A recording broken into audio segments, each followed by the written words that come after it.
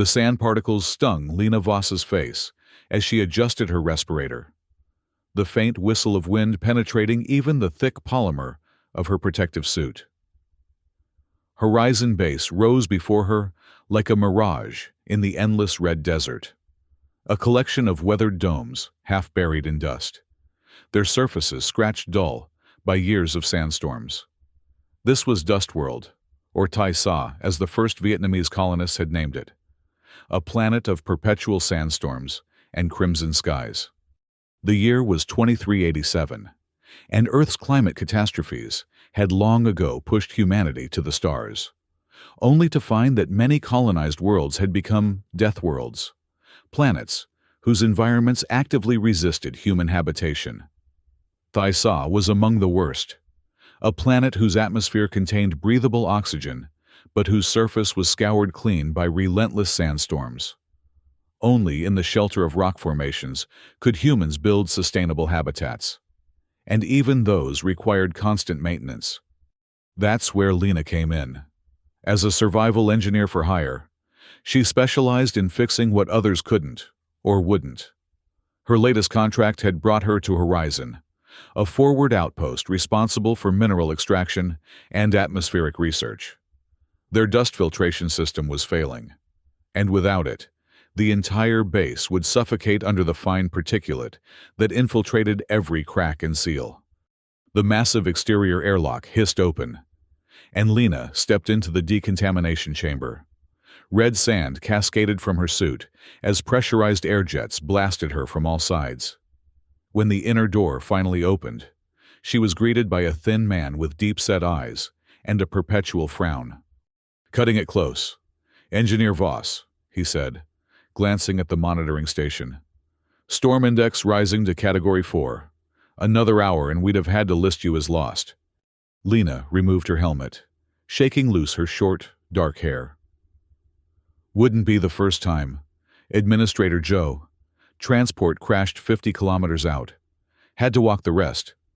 The man's eyebrows shot up. "Walked? Through the outer zone?" "With a navigation anchor and a lot of luck." She unzipped her protective suit, revealing utilitarian coveralls beneath. "Now, where's this filtration system I'm supposed to fix before we all start breathing sand?"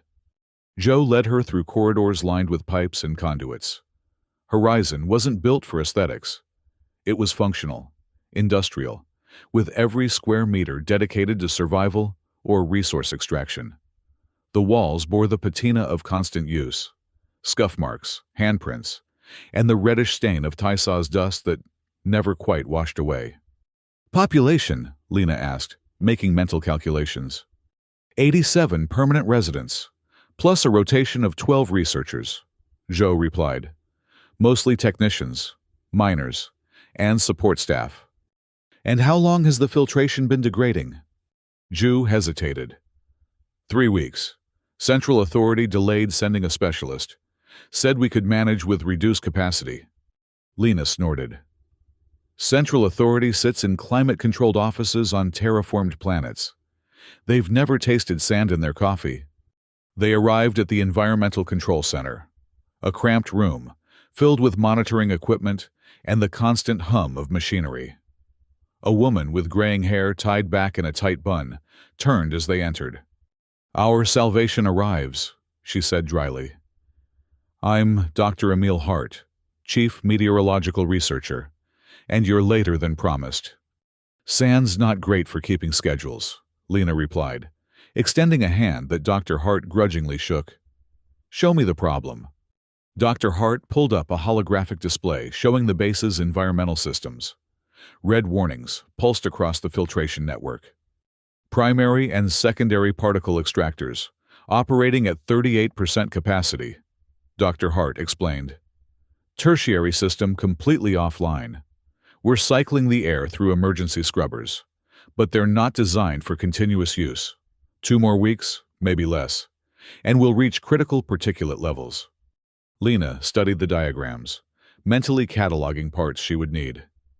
"I'll need to see the main filtration hub." "During a Category 4 storm?" Joe asked incredulously. "The hub's in the protective lee of the rock formation," Dr. Hart said. Still accessible, though risky. I'll take her. As they exited the control center, two young people, barely out of their teens, approached eagerly. The boy was tall and lanky with tousled hair, while the girl was shorter, with intelligent eyes that missed nothing. "Engineer Voss?" the boy asked. "I'm Jax. This is May. We're apprentice techs. Administrator Joe said we could assist you while you're here." May nodded enthusiastically. "We've been studying survival engineering in our off hours, the extranet courses from Earth." Lena assessed them with a critical eye. Young, inexperienced, but eager. Sometimes that combination was more valuable than jaded expertise. "Ever been inside a filtration hub during a sandstorm?" she asked. Both shook their heads. "Good. That means you still have the sense to be afraid. You can carry my equipment." The journey to the filtration hub required traversing an enclosed walkway that connected the main dome to the external systems.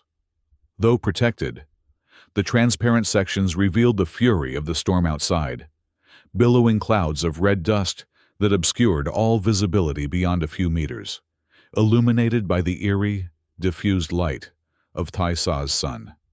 The walkway trembled with each gust, and even through the thick barriers, the storm's howl was audible, a constant, malevolent presence that shaped every aspect of life on this world. "How long have you both been at Horizon?" Lena asked as they walked. "I was born here," Jax said proudly. "Third generation. My grandparents were among the original colonists." 2 years for me," May added. "My family sent me from the capital settlement for the technical apprenticeship. Said I had a knack for machines." Lena nodded. "Horizon is a tough posting for training." "It's where the real work happens," May said firmly. "Not like the sheltered central domes." They reached the hub, a massive cylindrical structure housing the complex machinery that filtered Taisa's atmosphere for human use. The moment they entered, Lena saw the problem. The massive intake vents were clogged with compacted dust, and the extraction drums were spinning sluggishly, their mechanisms jammed with particulate. "Worse than I thought," she muttered, pulling diagnostic tools from her case.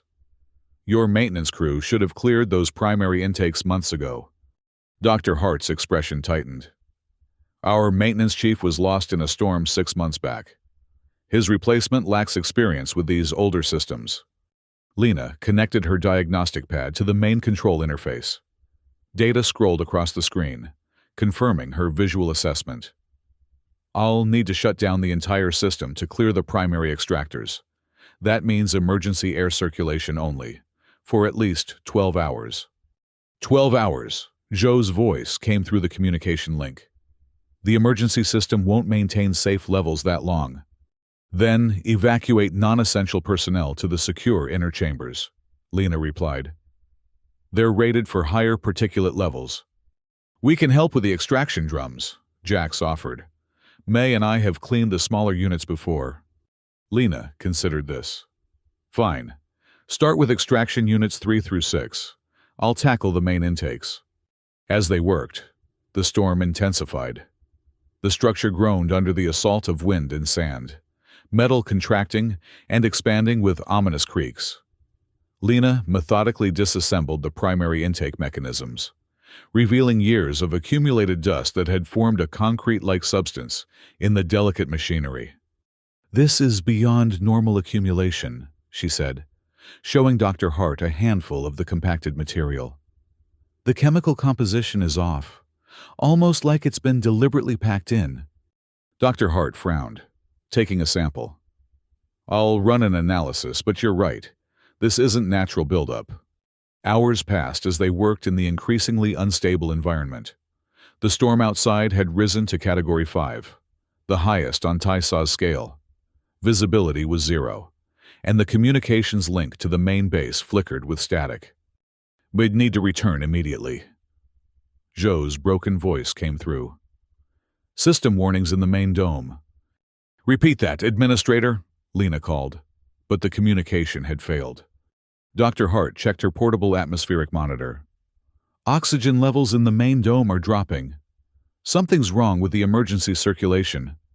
Lena's mind raced through possibilities. The main dome should have sufficient emergency reserves for at least 24 hours. Unless something's compromised the system, May said quietly. The implication hung in the air between them. Sabotage. Pack up, Lena ordered. We're heading back now. They sealed their protective gear and prepared to brave the enclosed walkway, which now swayed violently in the storm.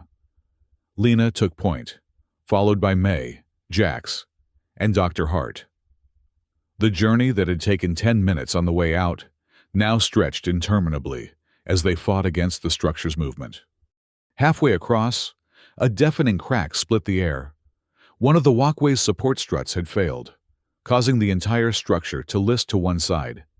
Jax lost his footing and slid toward the transparent barrier, which showed alarming signs of stress fracturing. Lena lunged, catching his arm before he could impact the weakened section. Move! Single file against the inner wall! They pressed forward, the walkway threatening to tear free with each step. When they finally reached the main dome's airlock, they tumbled inside, breathless and shaking. The scene inside was chaos. Emergency lighting bathed everything in red, and colonists rushed through the corridors with portable oxygen masks. The air tasted metallic, thin. What happened? Lena demanded, grabbing a passing technician. Air filtration completely failed 20 minutes ago, the woman gasped. We're losing pressure in sections 2 and 4. Administrator Joe is coordinating evacuation to the emergency bunker. Lena turned to Dr. Hart. This isn't a malfunction. This is deliberate. Who would sabotage our only protection against the planet? Dr. Hart asked, incredulous. Before Lena could answer, the base's security alert blared. 3 long pulses, followed by a short one. Proximity warning. Something was approaching horizon from the desert. They rushed to the monitoring station, where Joe stood staring at the sensor display. Through the static and interference of the storm, a group of vehicles was visible, moving with practiced precision toward the base's vulnerable eastern side. Sand hunters, Jax whispered, fear evident in his voice. Lena had heard of them. Nomadic scavengers who tracked down installations weakened by storms, then pillaged them for resources.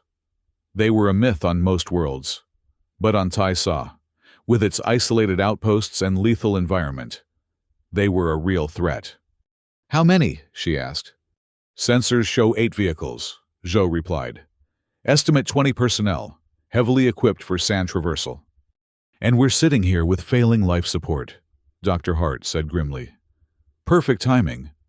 Too perfect, Lena muttered. The filtration system wasn't just neglected.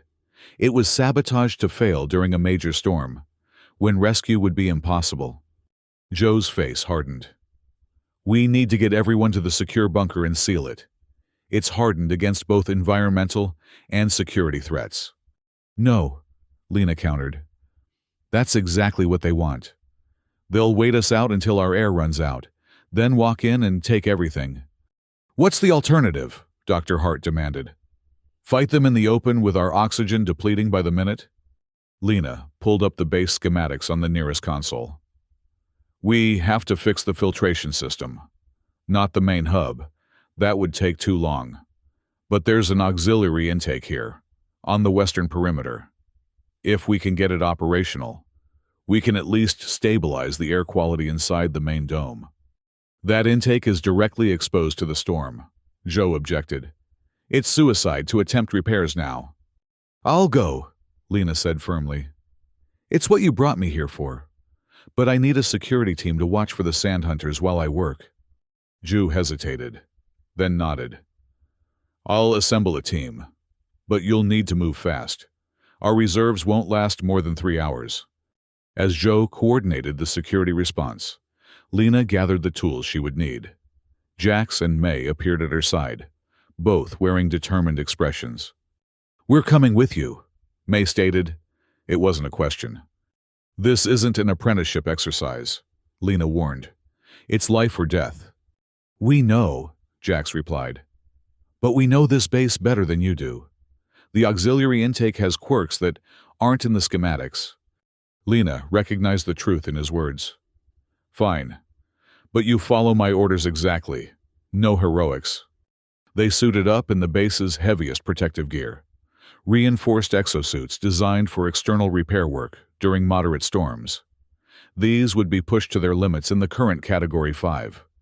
But they were the only option. Dr. Hart approached as they prepared to exit. The analysis of that compacted dust came back. It contains synthetic binding agents. Definitely sabotage. And there's something else. She lowered her voice. The molecular signature matches materials used by a group that calls themselves Wave Riders. They're known for scavenging tech from failing outposts. Sand hunters with a brand name, Lena said dryly. Wonderful. They're not just scavengers, Dr. Hart insisted. They're organized with technological expertise. Some say they've adapted to life in the storms better than any settlement. Then why attack us? May asked. Resources. Technology. Or maybe something we don't even know we have, Dr. Hart replied. The security team, 4 grim-faced individuals with repurposed mining tools as weapons, joined them at the airlock. Their leader, a woman with a scar running from temple to chin, nodded at Lena. Lin Wei, security chief. She introduced herself. My people will create a perimeter while you work. But be quick. Sensors show the hunters approaching from multiple directions now. The moment the outer airlock opened, the storm hit them like a physical blow. Visibility was near zero. The air thick with swirling red particles that abraded their suits with each passing second. They moved in tight formation, following a guide cable attached to fixed points along the base's exterior. The auxiliary intake was a smaller version of the main filtration hub, designed as a backup, but rarely used due to its exposed position. When they reached it, Lena saw immediately that it had been deliberately disabled. Key components removed. Control systems damaged. Someone knew exactly what they were doing, she shouted over the storm's roar. Jax, check the power couplings. May, help me access the main control board. As they worked, the security team established a defensive position, their forms barely visible through the swirling dust. Lin Wei's voice crackled over the comm. Movement at perimeter point 3. They're approaching under cover of the storm. Lena worked faster, her fingers numb inside the protective gloves. The control board was a mess of severed connections and corrupted programming. She would have to bypass most of it and create a direct link to the emergency protocols. I need more time, she called away. We don't have it, came the terse reply. Contact imminent. The first attack came without warning, a projectile weapon that punched through one security officer's shoulder, spinning him to the ground. Return fire lit up the storm with brief flashes, revealing ghostly silhouettes of approaching figures in advanced sand suits. Keep working, Wei ordered, dragging her injured colleague to shelter behind the intake housing. May suddenly grabbed Lena's arm. Look at these markings, she said, pointing to symbols etched into the intake's interior frame. These aren't standard manufacturer codes. Lena peered at the markings, a stylized wave pattern, followed by a sequence of numbers. What are they? Old colony markers, Jax explained, joining them. From before Horizon was established, this equipment is older than the base itself. A new possibility dawned on Lena. These Wave Riders, they're not just random scavengers. They're looking for something specific, something they believe is theirs. Another explosion rocked the intake structure. Wei's voice came through, strained. We can't hold them much longer. Whatever you're doing, finish it. Lena made a rapid decision. Change of plan. We're not just repairing this intake. We're using it to communicate. With who? May asked, confused. With them. Lena pointed toward the attackers. She reconfigured the control board, bypassing the filtration systems entirely, and instead activating the intake's emergency beacon, designed to pulse light and radio signals during severe storms. What are you doing? Jax demanded. We need air, not a light show. Trust me, Lena said, programming a specific sequence. The wave pattern from the markings translated into pulses of light that would be visible even through the storm. For several tense moments, nothing happened. The firefight continued around them, Wei's team gradually being pushed back toward their position. Then, abruptly, the attacking fire ceased. A figure emerged from the storm, taller than the others, wearing an elaborate sandsuit decorated with flowing patterns etched into its surface. The figure approached slowly, hands raised in what appeared to be a gesture of truce. Wei kept her weapon trained on the newcomer. "Hold position!" The figure stopped, then deliberately removed their helmet, revealing a man with weathered features and eyes, so pale they seemed almost colorless. Adaptation to life in the storms. He spoke, his voice carrying surprisingly well. "You found the old markers. Interesting." His gaze fixed on Lena. "You're not from this base." "I'm a contractor," she replied. "Here to fix what you broke." The man smiled, though it didn't reach his eyes. "We didn't break your filtration system. We merely accelerated its failure. This base was built on what was ours. We're simply reclaiming it." "By suffocating 87 people?" Lena challenged. "By forcing an evacuation," he corrected. "No one was meant to die. Your central authority would have had ample warning if they hadn't ignored the signs." We stepped forward. "Who are you?" "Roan," he answered, "leader of the Wave Riders. And you're all standing on top of something that belongs to us." A sudden transmission from the base interrupted them. Joe's panicked voice came through. "The main dome's structural integrity is failing. The storm has breached sections 1 and 3. We need immediate evacuation to the emergency bunker." Lena looked at Roan. "Whatever claim you think you have, 87 lives are at stake right now. Help us save them, and then we'll talk about ownership." Roan considered this, then nodded. "The old facility beneath this base has atmospheric stabilizers far more powerful than your current systems. We can activate them, but we'll need access to your emergency bunker. That's where the control systems are located." "And we should trust you, why?" Wei demanded. "Because you have no choice," Roan said simply. "And because we could have killed you all already if that was our intention." It was a gamble, but Lena saw no alternatives. "Lead the way." The journey back to the main dome was harrowing. Sections of the base were already compromised, corridors filled with swirling dust as the storm penetrated the weakened structure. They found Joe coordinating a desperate evacuation, moving the base's residents toward the reinforced bunker built into the rock formation itself. When he saw Roan and the other Wave Riders, Joe reached for a weapon, but Lena intervened. "They're here to help," she explained quickly. "There's an older facility beneath us with systems that can save the base." "Beneath us?" Joe looked incredulous. "That's impossible. We would have found it during construction." "Not if it was deliberately hidden," Roan said. "Your base was built on the ruins of the first Thysaw colony, a research outpost established to study the storms. When it was abandoned during the resource wars, certain factions made sure its existence was erased from official records. My ancestors were part of that original research team," he continued. "We became the Wave Riders, preserving the knowledge and technology they developed. Technology your corporate authority would exploit if they knew it existed." Dr. Hart, who had joined them during the evacuation, studied Roan with newfound interest. "The original atmospheric research? That data would be invaluable." "It's more than data," Roan replied. "It's a system for not just surviving the storms, but potentially controlling them." A violent shudder ran through the base structure, and warning alarms intensified.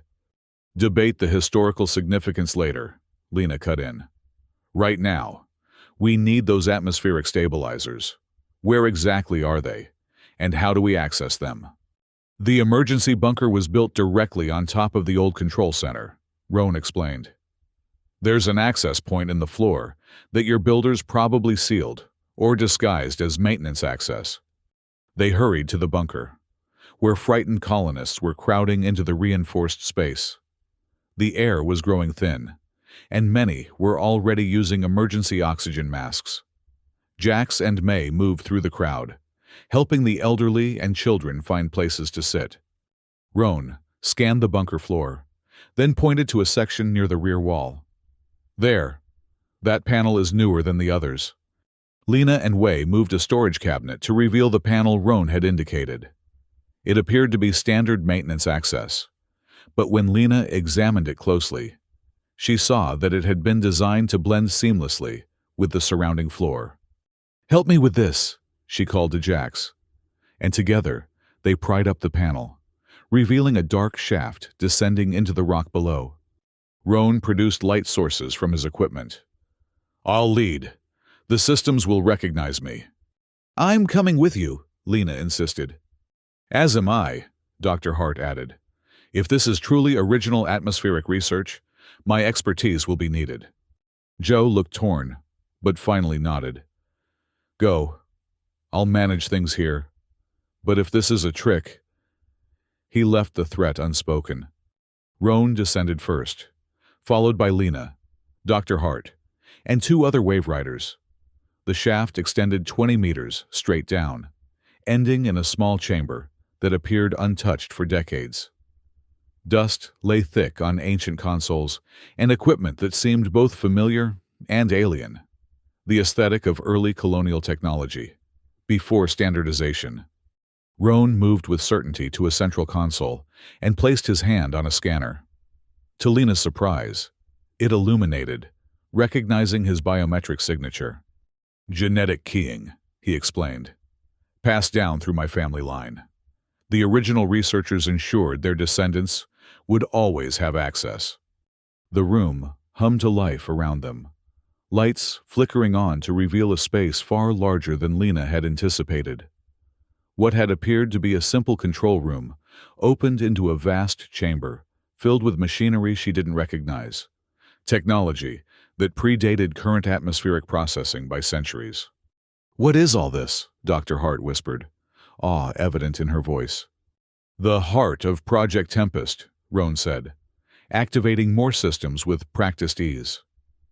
The original purpose of colonizing Thysa wasn't mining or expansion. It was to develop technology that could control extreme weather conditions, technology that could have saved Earth during the climate collapse. Lena ran her hand over a console marked with the same wave symbol they'd seen outside. "If this technology was so valuable, why was it abandoned?" "Politics, profit, the usual reasons," Roan replied bitterly. "When the resource wars began, funding was diverted to more immediate concerns. The researchers were ordered to shut down and return to Earth. Some did. Others, like my ancestors, chose to stay, believing the work was too important to abandon. They became the first wave riders," Dr. Hart surmised, "living in the storms, continuing the research in secret." Roan nodded. "For generations, we've improved the technology, adapted it to our needs, but we've never had access to the main facility again. Until now." A massive screen illuminated, showing the storm systems surrounding Horizon in real time. With data overlays Lena couldn't begin to interpret. Roan worked quickly, his fingers dancing over controls. "The stabilizers are still functional," he announced. "I'm bringing them online now. They'll create a protective field around the base, a calm zone in the storm. But it will take time to build to full strength." "How much time?" Lena asked. "The main dome is failing as we speak. 20 minutes for minimal protection. An hour for full stability." Above them, the base shuddered again. Dust sifted down from the ceiling of the ancient facility. "We may not have 20 minutes, Dr. Hart said grimly. Lena studied the machinery surrounding them, her engineer's mind racing to understand its principles. "Can we redirect power? Focus the initial deployment on the most critical sections of the base?" Roan hesitated. "It's possible, but risky. The system was designed to create a balanced field. Focusing it could create pressure differentials in the storm, potentially making conditions worse in unprotected areas." We don't need to protect the entire base, Lena argued. Just the living quarters and critical systems. The rest can be rebuilt. Dr. Hart nodded in agreement. She's right. Sacrifice the outer sections if necessary. After a moment's consideration, Roan began reconfiguring the system. I'll need to manually adjust the field emitters. They're located in chambers surrounding the central hub. I'll help, Lena offered. No, Roan countered. The emitters will only respond to genetic keying. My people will handle it. He gestured to the wave riders who had accompanied them, who immediately moved to adjacent chambers. As they worked, Lena studied the main console, trying to decipher its operation. The technology was unlike anything she'd encountered, more advanced in some ways than current systems, despite its age. She realized with growing amazement that it didn't just filter the atmosphere. It actively manipulated it at the molecular level. This isn't just about survival, she said slowly. This technology could transform Thaisa, make it truly habitable. That was always the goal, Roan confirmed, not looking up from his work. Not just to survive the storms, but to tame them, to understand them well enough to control them. A sudden alarm blared from the console. One of the wave riders rushed back into the main chamber. Pressure spike in the southern quadrant. The storm is intensifying beyond predicted parameters. Roan's expression grew grim. It's fighting back. What do you mean, fighting back? Dr. Hart demanded. It's a weather pattern, not a sentient entity. Isn't it? Roan challenged. The storms of Thaisa have always shown patterns too complex for standard meteorological models. They adapt. They learn. My ancestors believed they were more than just weather. They were the planet's immune system, responding to what it perceived as intrusion. Another alarm joined the first. On the main screen, the storm system was visibly reorganizing, concentrating its fury directly over Horizon Base. Whether it's sentient or just complex fluid dynamics doesn't matter right now, Lena interrupted. What matters is that your plan isn't working fast enough. We need another option. Roan hesitated, then spoke reluctantly. There is one. A pulse configuration that could temporarily disrupt the storm's cohesion. Create a brief window of calm. But it would require channeling all available power through a single emitter. Overloading it, Lena guessed. Yes, and the person at the controls would be exposed to potentially lethal levels of energy discharge. Dr. Hart shook her head. That's not an option. It's the only one we have, Lena countered. How long would the calm last? 15 minutes, maybe 20. Enough time to evacuate the most vulnerable to the lower facility here. Then do it, Lena decided. I'll man the controls. No, Roan said firmly. It has to be me. The system requires genetic authentication for that level of override, and my people need me to lead them. Their debate was cut short by Joe's desperate voice over the communication system. The main dome has breached. We have multiple casualties. Emergency oxygen is depleting rapidly. Lena looked at Roan, seeing the conflict in his eyes. Your people have survived in the storms for generations. They know how to continue without you. These colonists don't. After a moment's hesitation, Roan nodded. I'll configure the pulse, but we'll need to evacuate everyone we can to this facility first. Once the pulse disrupts the storm, the backlash will be severe. They quickly established an evacuation plan. The wave riders would guide Horizon's residents down to the ancient facility in groups, prioritizing the injured and vulnerable. Dr. Hart would coordinate from below, while Lena would assist Roan with the pulse configuration. As the evacuation began, Lena and Roan worked feverishly to prepare the ancient systems for a function they were never designed to perform. The machinery groaned under the strain of full power after decades of dormancy.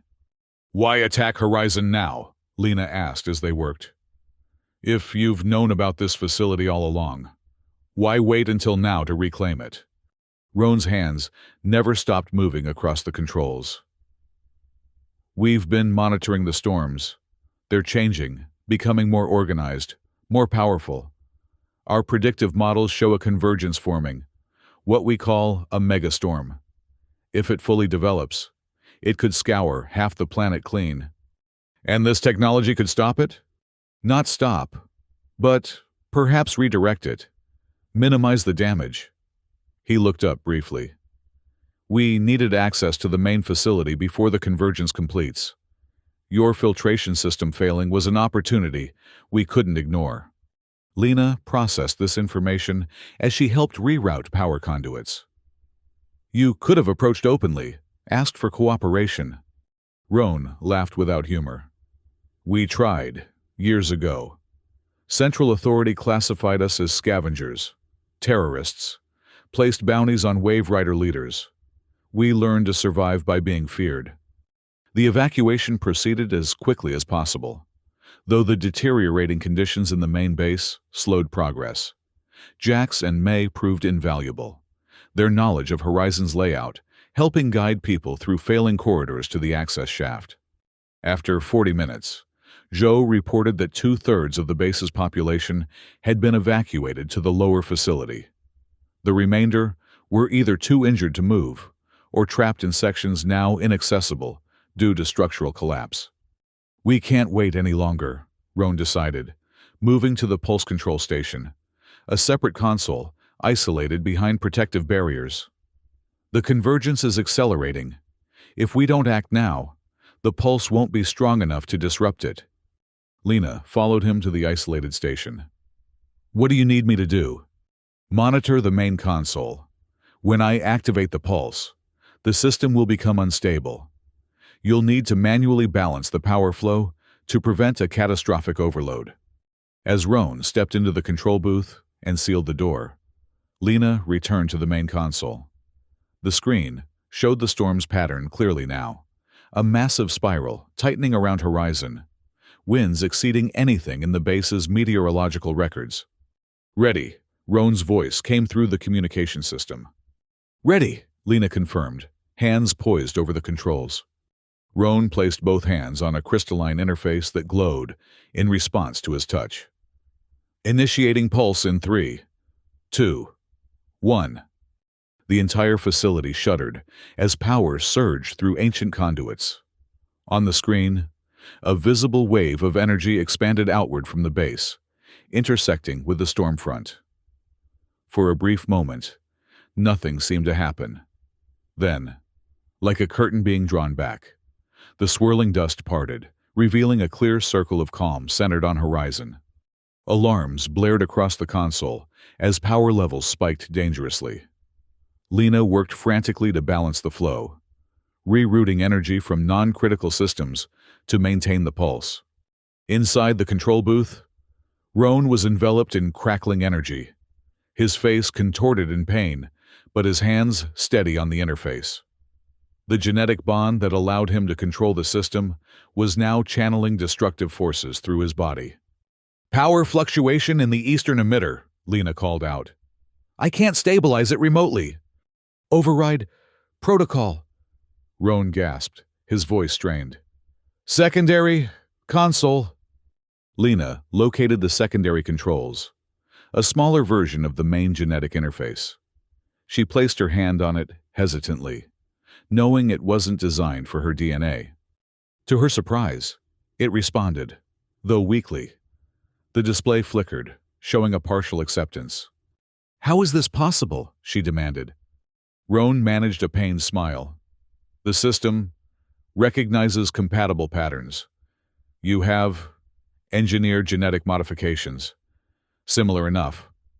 Using this limited access, Lena managed to stabilize the eastern emitter. The calm zone expanded further, now encompassing the entire base and extending outward. It's working, she reported. The storm is receding from all sectors. Joe's voice came through, clearer now without the storm's interference. Confirmed.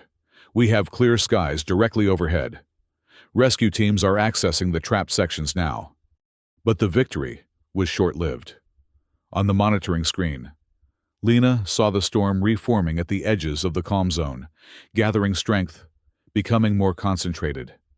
It's the backlash, Roan warned, his voice weaker. The disrupted energy has to go somewhere. The facility trembled more violently as the power systems approached critical levels.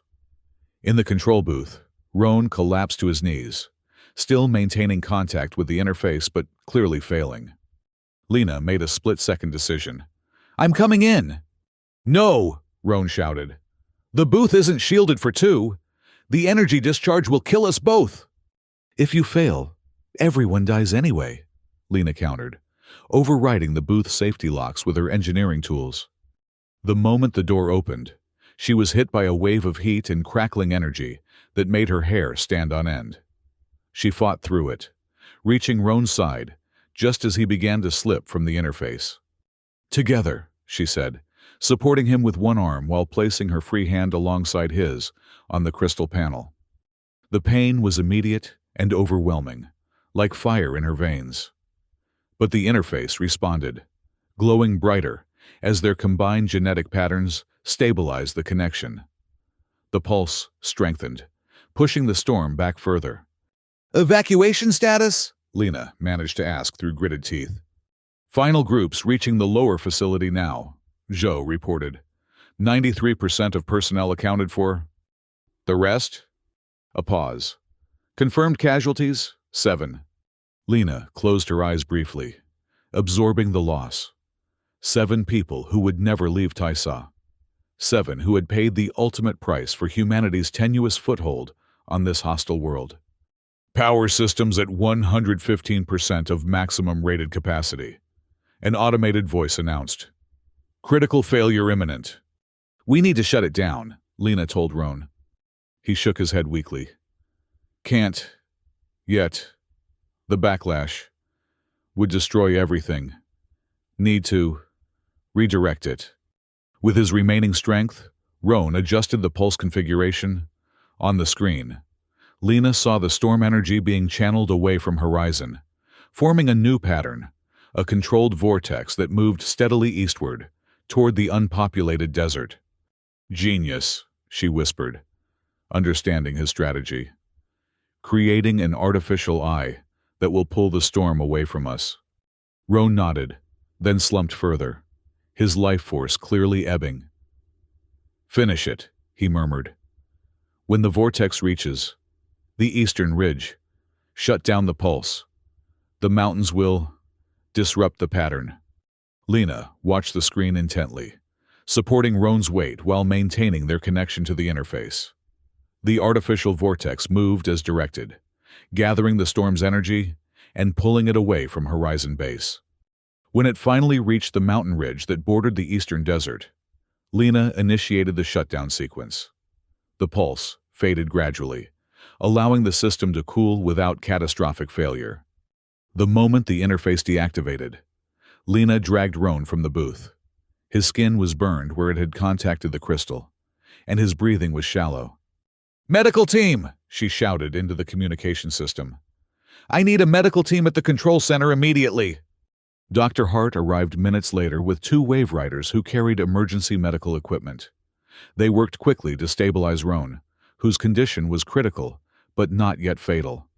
"He'll live," Dr. Hart announced finally, though the neural damage from the energy discharge will take time to heal.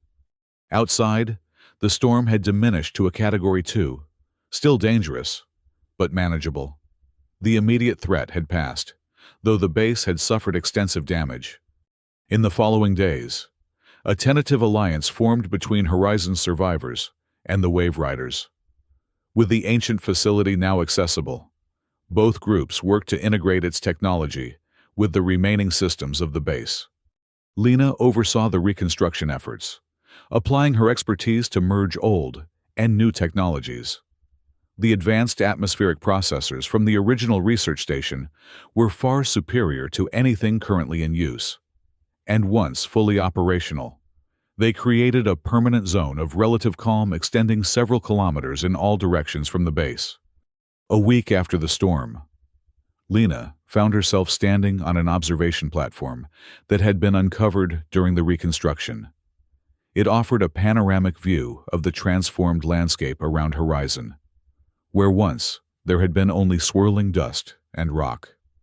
Now, small patches of engineered lichen were taking hold, the first step in a planned terraforming process that might, over decades, transform this small pocket of Taisa into something habitable. Footsteps approached, and she turned to see Roan, supported by a cane but recovering steadily. "Impressive view," he commented, joining her at the railing. "Your ancestors had vision," Lena replied. "This technology could change everything, not just for Taisa, but for all death worlds." That was always the intention. Not conquest, but cooperation with hostile environments.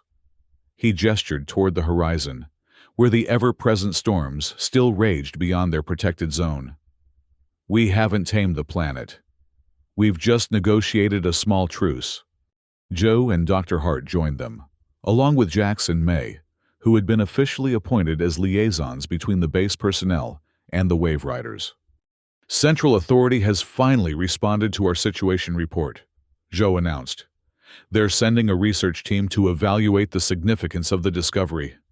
Roan tensed visibly. "And the Wave Riders? Will they honor our claim to this technology?" "They've agreed to recognize your people as indigenous technological preservationists," Dr. Hart said with a wry smile. "Bureaucratic language for admitting you were right all along." "And you, Engineer Voss?" Joe asked. "Will you be departing when your contract expires next week? I understand Central Authority has offered you a position on their research division." Lena looked out at the small patches of green, taking hold on the red desert floor, life asserting itself in the most hostile of environments. She thought of Earth, of its failed climate interventions and the exodus that followed. Perhaps here, on this unforgiving world, humanity could learn the lessons it had missed the first time. "My contract was to fix a filtration system," she said finally. "I'd say that job is still in progress." May broke into a wide smile. "So you're staying?" "For now," Lena qualified.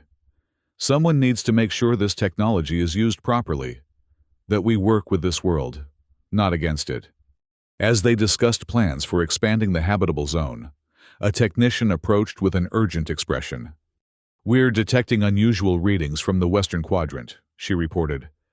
"The storm patterns there are changing, organizing in a way we haven't seen before."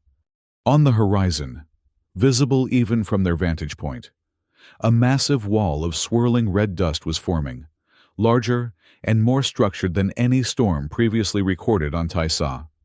"The convergence," Roan said quietly. "It's beginning." Lena felt a familiar tension return to her shoulders, the weight of challenges yet to come. But alongside it was something new, a sense of purpose, of community forged in adversity.